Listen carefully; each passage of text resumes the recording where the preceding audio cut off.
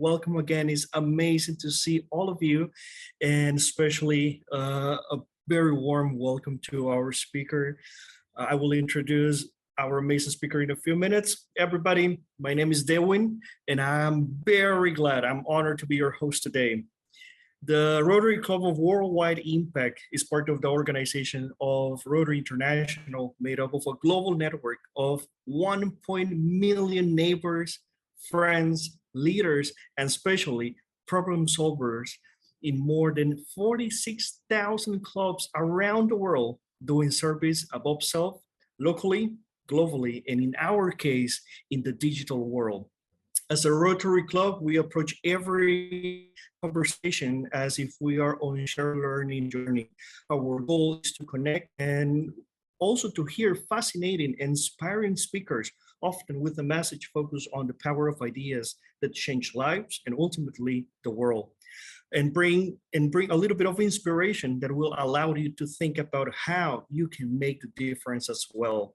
We're glad you have joined us tonight, today, this morning, afternoon, in every part of the world, and we hope you enjoy how we explore technology in the service of others. Today, our guest connects with us from Peoria, Arizona. Sharee Sheets is the immediate past president of the Rotary Club of Peoria North and the current volunteer and partnership manager at ShelterBox USA, an organization founded to provide emergency shelter to people affected by disasters and humanitarian crises around the world. As part of the ShelterBox team and in her role as a Rotarian, Sharee is fulfilling her childhood purpose. From the age of 7, she believed she was created to help to save the world.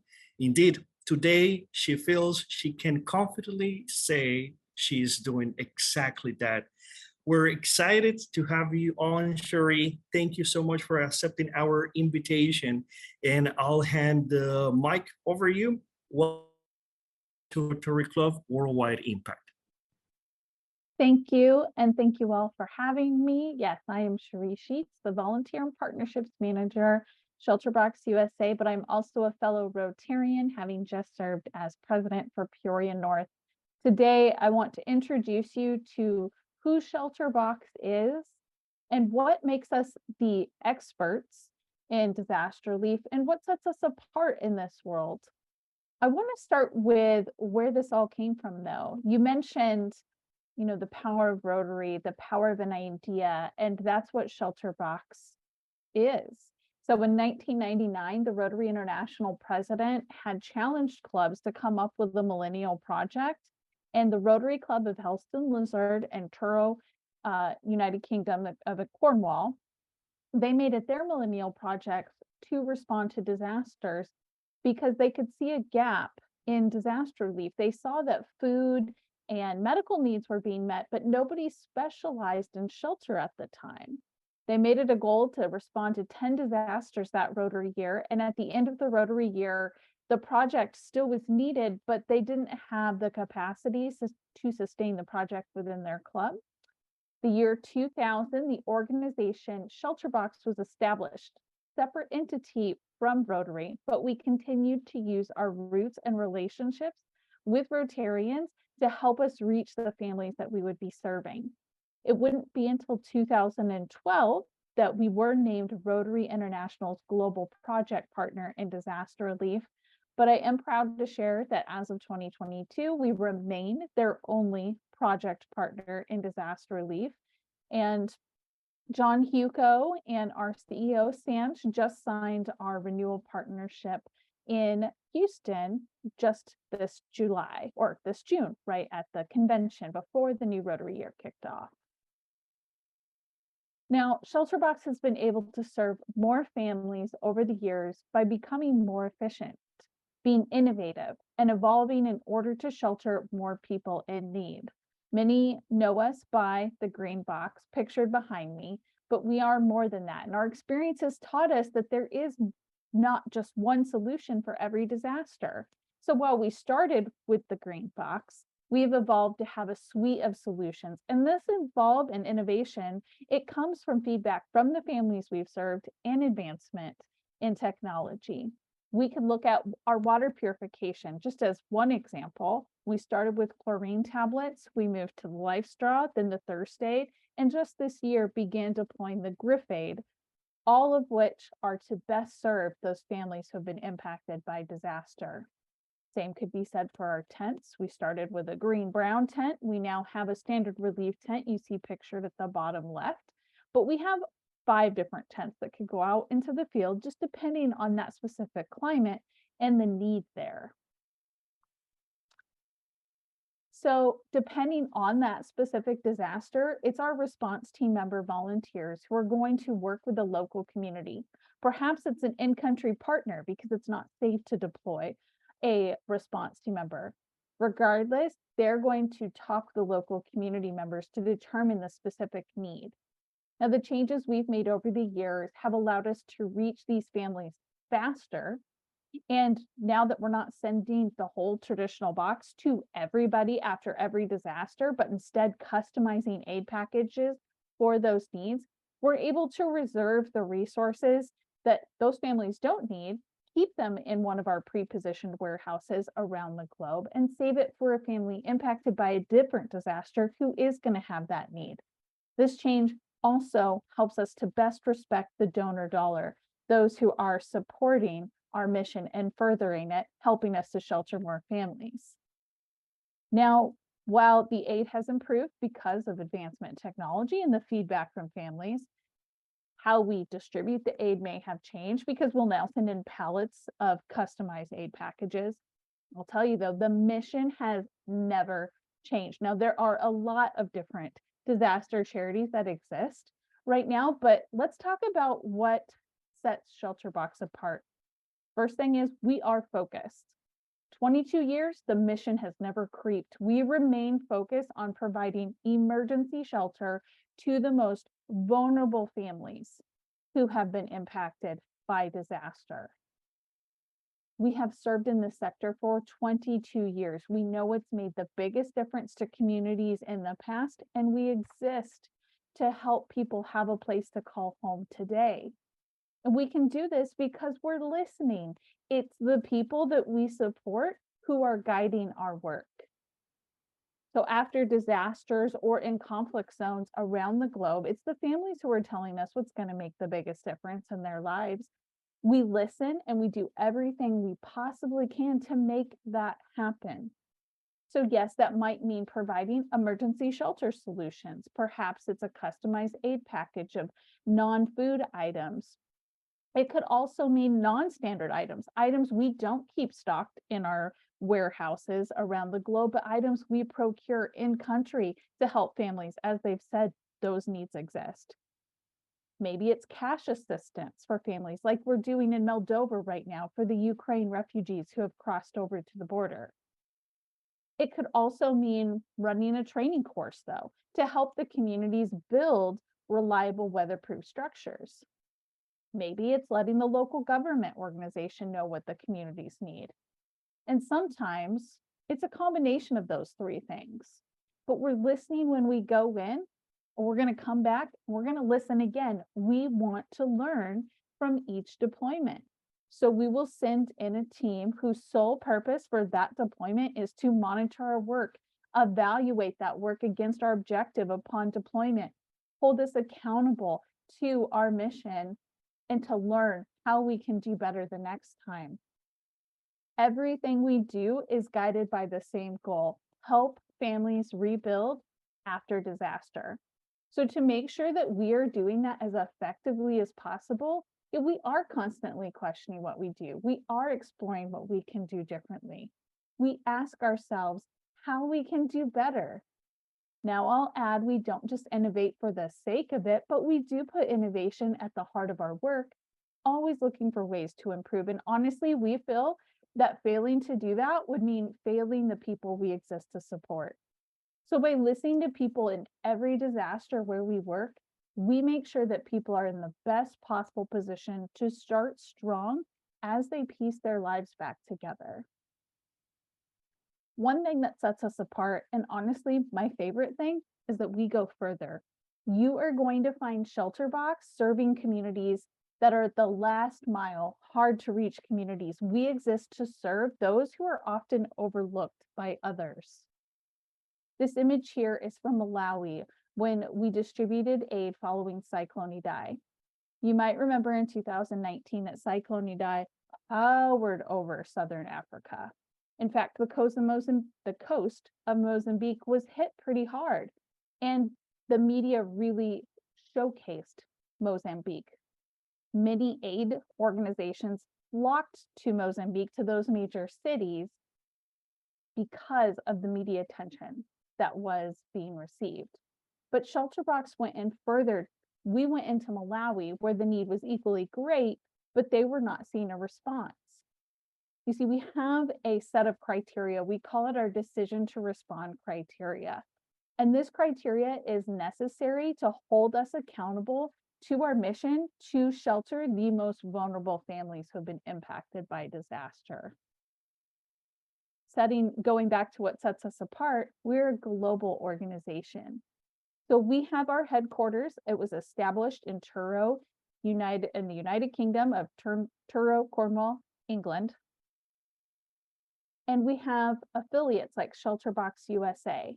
So our headquarters exist to make the decisions of where we might deploy. Also, who is going to be deployed. They're the ones that train or recruit, train, and deploy our response team members. Affiliates like ShelterBox USA, who I work for, we exist to raise awareness and funds to further this mission. But you know what else makes us global?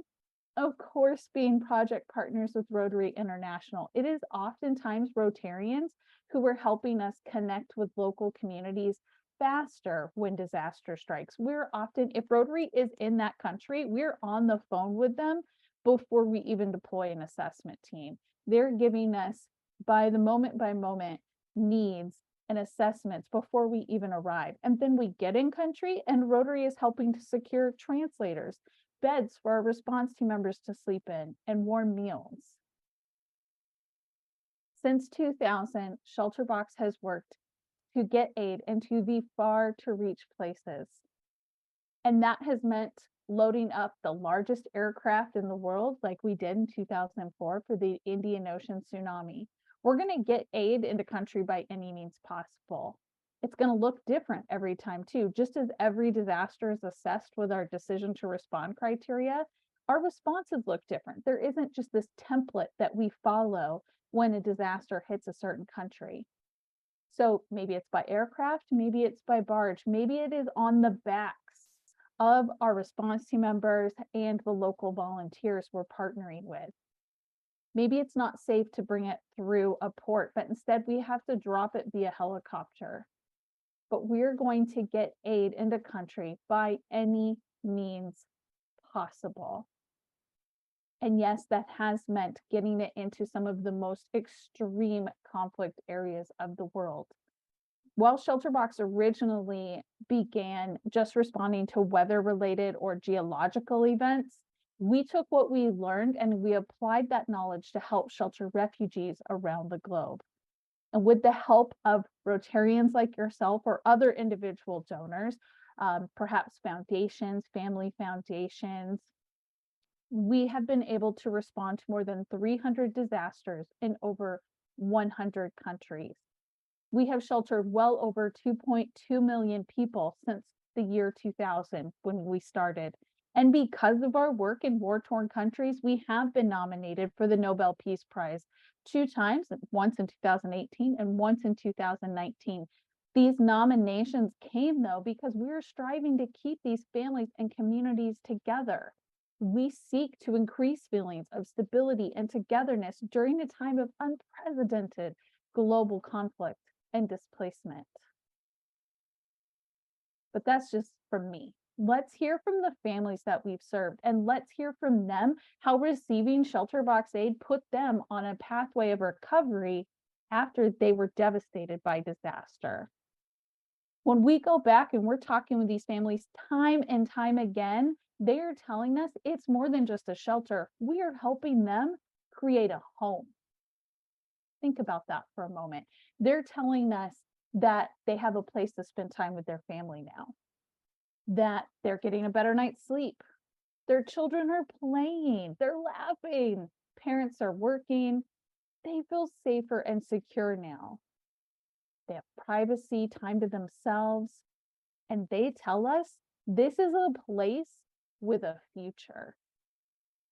Additionally, these families have said that we're helping them learn and pass down skills and knowledge. We are committed to lasting change. And as I've said, we will train people to build homes with the aid items that we've provided to them. So we'll work with communities or we'll showcase techniques that we've learned all over the globe, but we're going to teach them to build and repair reliable weatherproof homes. And then these families tell us after we've done that, they are then teaching their kids, their grandkids, so that should disaster strike again, they're more prepared. And I already said the kids are playing, laughing, parents are going back to work. I can't gloss over that. That is huge. Helping people return to work. We can see that emergency shelter is deeply connected to livelihood. So when these families have a place to call home, they're telling us they can now shift their focus back to earning a living. So we see that people are working, they're tending crops, they're working trades. This is Esther from the Minawao camp in Cameroon. She had her shelter kit, and after she no longer needed it as temporary shelter, she turned it into a place to run her seamstress business out of.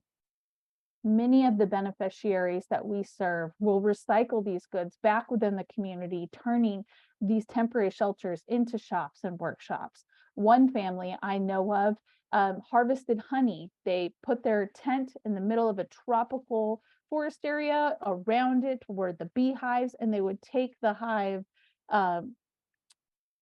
pieces, the inserts, into the tent to harvest the honey. I know Rotary, with our area of focus to protect the environment, ShelterBox is doing our part to make sure that one, we don't have any single-use plastics in our kit. Two, that our aid really is being reused within the community. We don't take any aid back, so we do trust that these families are turning these into workshops. And time again, as we go into country to talk with these families, we're seeing that.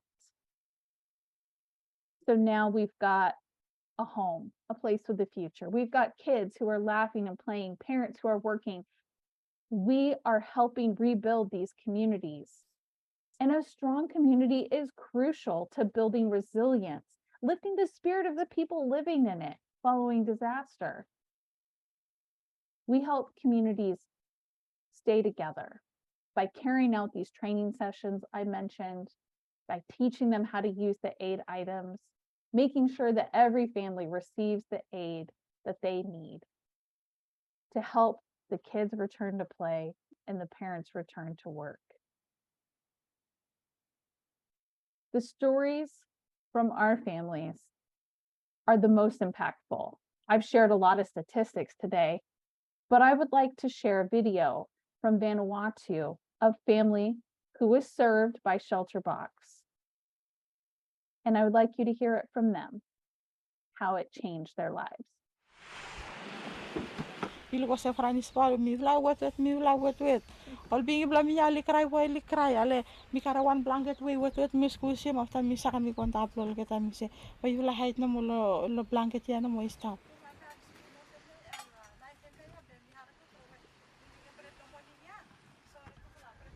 la kon sa small house small mi vla fast no mo bla no mo say you mi safe inside bless fla height bla mi ya one ya no man stop every house full town finish.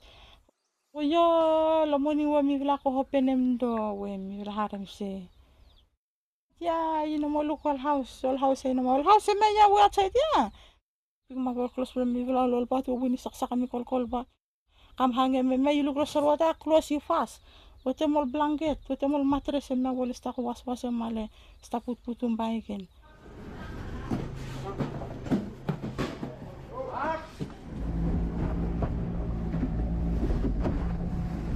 Mi vla haram kutu mi vla sta kami vla kami help mi vla lol nits mi vla we mi vla sta kat lo cyclone ya mi vila hare se life easy lo mi vila form se mi vila sta mekem house lo mi vila ya be se mse haf na tangura blo harkin we I prek mol getanu mo ale mekem se ol tabole ni kamya ale mi vila te sta brown e mi lukol mat lo mi vila lai lukol ting lo mi vila we fly ki mi vila haram kut lem from se ol something we mi vila needing we lo mi vila be life lo mi vila easy lo mi vila sta yusum mekem se mi vila no fine mi hata lo mi vila Laula ko tale tangi tu maslo kata we tangi tu maslo yu wala we wala stop plus 7 mi wala we mi wala sta lo hata emble mi wala kambe yu wala sta lo katem kut mi wala se ba mi tale mo se mi wala haram se mi wala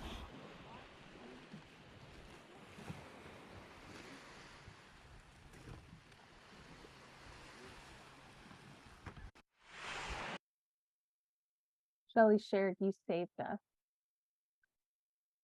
You gave us everything we needed. A common thread that we find in deployments around the world is the hope and resilience of the people that we serve, like Shelly and her family.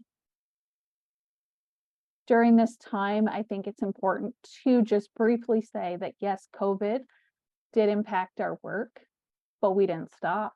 We scaled up our efforts, in fact, to serve more families who have fled due to conflict and were living in refugee camps.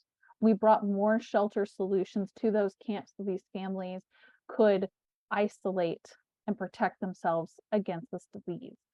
We also added soap and water basins so that the families could practice proper hygiene. We made sure that both our partners who were distributing, because it was not safe to deploy response team members, we made sure our partners had PPE, they had masks. We modified distribution practices to make sure that we weren't serving 100 families a day, maybe 50 families, and they were 6 feet apart, properly social distanced to protect the families that we'd served and our partners who were executing that distribution for us. This wouldn't be possible not only without our supporters, but it also wouldn't be possible without our volunteers. Volunteers like Raquel are out here sharing the ShelterBox story to help further this mission. There are multiple different volunteer roles available within this organization, and everyone is critical to helping us shelter more families. And I do believe I've gone over my time today. So I just want to thank you all so much for allowing me to share my ShelterBox story with you. It's an organization that I am proud to serve. And if there are time for questions, I'll open the floor up now. Wow, thank you so much. I think we can all have a virtual hug and a big applause to Sharee for sharing these amazing and very meaningful projects from ShelterBox. Incredible work. What an amazing impact around the world, definitely.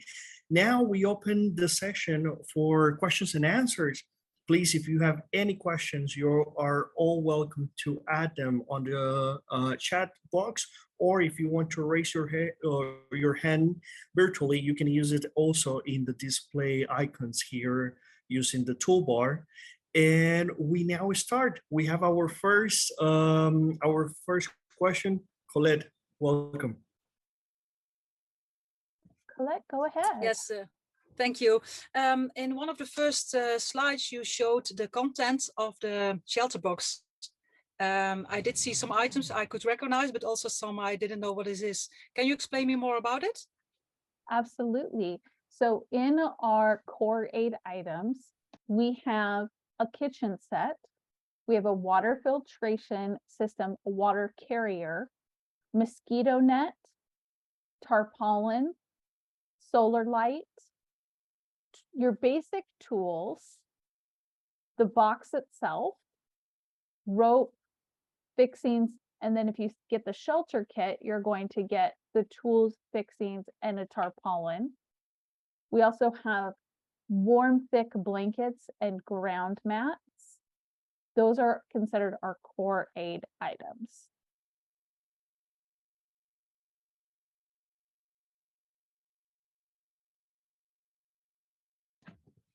Thank you very much. I did recognize some of the things you knew. For how many people is one of the ShelterBox? How many can live in the place, or Yeah, how big so is the tent? So the shelter box, the traditional shelter box is meant to serve a family of 5. So if a traditional shelter box is deployed and is considered the core aid item of choice for that deployment, we're going to distribute that to up to a family of 5. A tent, our standard relief tent, sleeps 4 to 6, but we do have a UN spec tent that now can sleep up to 10. And again, all of these are temporary emergency response solutions and are never meant to be somebody's permanent residence. The life expectancy of these units, the tent, we would like to see somebody living in it no more than 6 months to a year. We do know that families live in it much longer than that if there is not a better place for them to go. An example being Haiti. But these are just to get them to that recovery phase. I gave you a little bit more information than you asked for. Sometimes my mind gets going and I just start talking. Thank you very, very much. Thank you, Colette. Thank you, Colette, for your question. Now we also have a question from our dear friend Mustafa. Okay.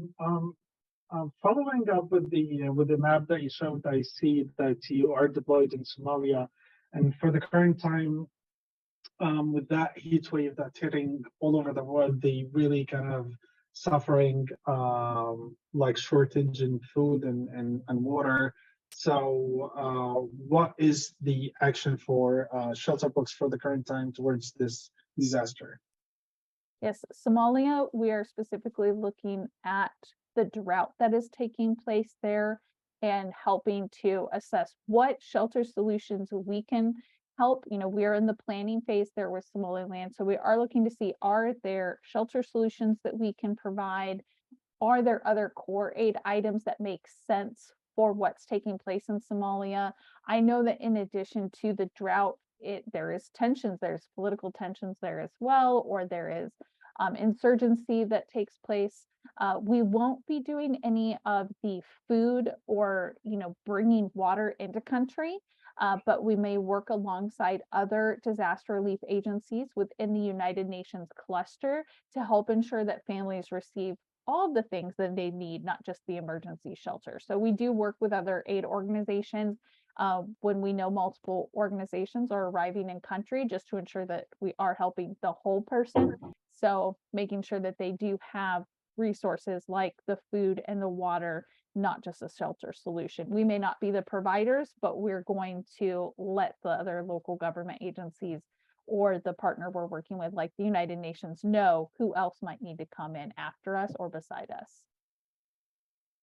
Okay, thanks. And is there any kind of a specific, I would say, place to donate or anything, or just like it still goes through ShelterBox and then they will be directed to whatever the place is, or do you have like a specific causes like we can donate towards that, or it just like we can go to ShelterBox and donate? So we don't have a restricted fund created for Somalia. We create restricted funds when there is a need, like Ukraine. When Ukraine originally, the crisis escalated in February and we knew we needed to do an emergency response. What will happen with Somalia, Bangladesh, and other what we call protracted responses, those are, we plan, we create a budget and a timeline, and then a fundable initiative is established. And then that comes out of our unrestricted funding wherever ShelterBox needs it most. So short answer, you would go make a donation to ShelterBox and know that we are a 4-star rated charity. So your donation is being put to work to help these families. If a restricted fund is available, it will be offered as a drop down when you're donating. But right now, one does not exist for Somalia. Okay, got it. Thank you so much. Thank you very much for that important question. And of course, the power of collaboration is very, very important. As a follow-up question from our friend Patrick, very interestingly, what you mentioned, how can we support ShelterBox as a club? And how we can also support as individual Rotarians? So clubs and individual Rotarians are encouraged to clubs to decide if they would like to donate towards ShelterBox efforts. So that could be done with like a board decision. But yes, funding. It is monetary support that we need to ensure that we have the aid items stocked on our shelves, and that, having just done a large deployment in Ukraine, restocking those aid items, just ensuring we're reaching as many families as possible. Rotarians, same, giving what makes sense and what you feel you would want to give to help support the cause.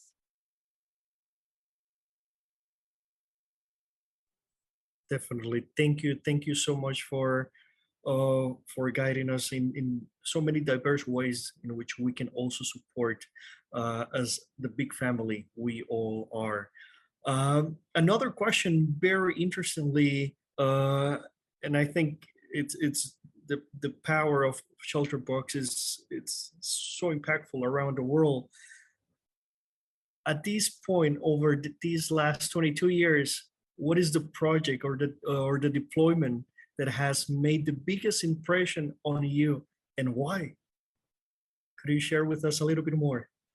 Wow, that's a question I've never had before. Honestly, I don't think I could isolate any one particular response, because I have access to the stories, and this is public. I'll type it in the chat when I finish answering your question. But we have this asset bank where we can go to find stories of those that we've served and images. And I think just anytime I know that my role within the organization, which is every day, a family is served, and I hear the story of recovery, and I see these families who, I'm from America, so I feel like I live a very fortunate lifestyle, and the families that we serve, their shelter, that the home that they call home, that would be like a shack here in America, or it would be, considered poverty in America. And these families, they experience disaster, they lose everything, and they're already insanely resilient because they've survived the disaster itself. Then they're sleeping under trees, maybe going into evacuation centers and camps, and just every day trying to make do for their family, to show up, to be there, to be moms, to be fathers, to be kids, while overcoming this tragic event. And then ShelterBox comes along and we give them essential items, whether it be shelter solutions or cash assistance, just enough. Recently we gave some cash to someone who bought some livestock so that they can begin to increase their livestock business. And just hearing the stories of these families being like, just this little bit that was given to me brings me hope, gives me planning for a future. So there is not just one. I think it's everyone. It's every time that we're able to help a family. But let's flip that on its head a little bit, because the reason why I'm motivated every day and inspired every day, not just for the families that we've served, but the families we couldn't serve, because there is a limited supply. There is a finite amount of aid available. And there are times where we have to decide and make very hard decisions who is going to receive the aid, where we know in our hearts that the people we're saying no to because we don't have enough aid are equally vulnerable. So yeah, it's everything about ShelterBox. Wow, thank you so much for sharing with us. It's incredible. It's amazing all the hard work that you are doing around the world. Dear colleagues, friends, we are having a few more minutes for questions. If you have any more questions, please, you're welcome to ask and to learn a little bit more about a ShelterBox. In the meantime, if you think in any more questions, I'm really, really interested to know a little bit more about what challenges have you faced in the last years, and what strategies is ShelterBox currently implementing to overcome those challenges, if I may ask? No, I mean, and I'm not personally, I've never deployed, I'm not a response team member, and it's because that's too emotional of a job for me, because I would want to give aid to everybody and having to hand select who's going to get it. I don't think I can make that decision. But when we look at challenges, COVID was a challenge, right? So at the end of 2019, we could see the pandemic on the horizon. But for us, it was more than just COVID. It was the risk of a disaster within a disaster, because when COVID reaches a refugee camp, it's going to spread like wildfire, which is why we scaled up our efforts. Additionally, when you look at the increase of conflict around the world, so now we have a safety risk. So in those areas, we find partners who are already established in country. They know how to navigate the climate in those conflict areas. And we work with them maybe remotely so that they can assess and execute our work just as we would. But yeah, looking at Haiti, let's talk about Haiti that happened a year ago. When that earthquake happened, it looked different than it did when Hurricane Matthew hit in 2016 and when the 2010 earthquake hit. The political climate was different.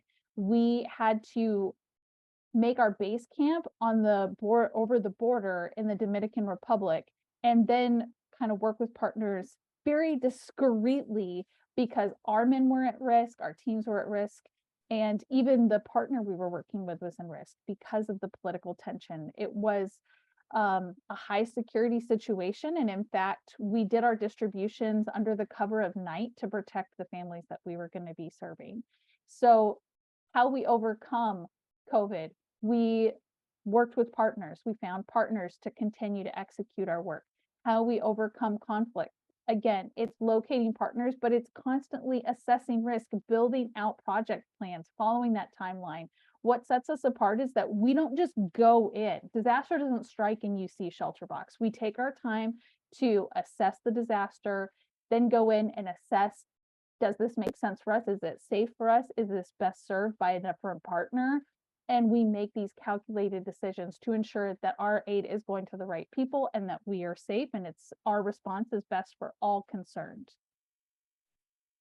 Okay, thank you so much.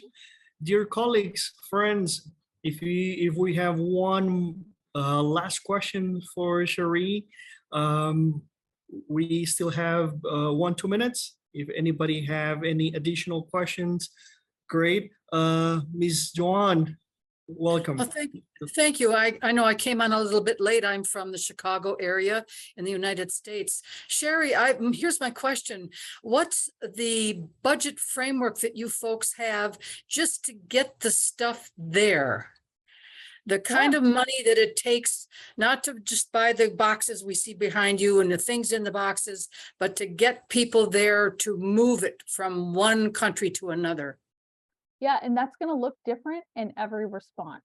So in an emergency response, like for Ukraine, that's why we had that restricted funding created, so that we said we need to raise $3 million for this initial Ukraine response, because we knew that we needed to cover aid, but travel and remote work for that duration of time. But that's going to look different for Syria, where we're working strictly with partners, or in Yemen. So what goes into this process is we have operations teams, we have multiple teams dedicated to specific areas of our work, whether it be conflict related, remote work, working with partners, weather related, or geologically related.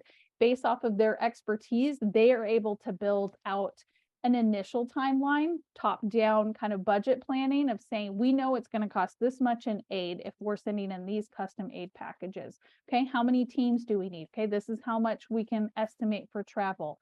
Once we have that initial project planning built out, that's when we're going to start our work. Thankfully, our teams are experienced and they work fast. Exact dollar amounts, I really couldn't tell you because it does look different, but know that we have the funding to get folks there. And being the charity navigator 4-star rating charity, you know that we are spending most of our money in getting the aid to the families that need it, very low operations costs. Thank you. dear friends, colleagues, we have had an amazing session learning from Sharee, all her vast experience with ShelterBox. Thank you, everybody, for all your questions and for joining us in this session. I hope you all found this session really, really meaningful. And you may be hearing this on your favorite podcast service, watching it in also in our YouTube channel or in our club website. If you choose to watch it in our club website, we hope and we highly encourage you to keep scrolling down a little bit further and you will find the discussion forum. You're welcome to leave any comments on what do you think about this program and also to reply to other people's comments. And this will be a very interactive way to keep the momentum of this very important project. A big applause to our speaker, Sharee. Thank you so much for taking the time to share with all of us during this speaker session. With that, I'd like to thank Sharee once again for being here with us. And I would like to give her the floor once again for some final remarks.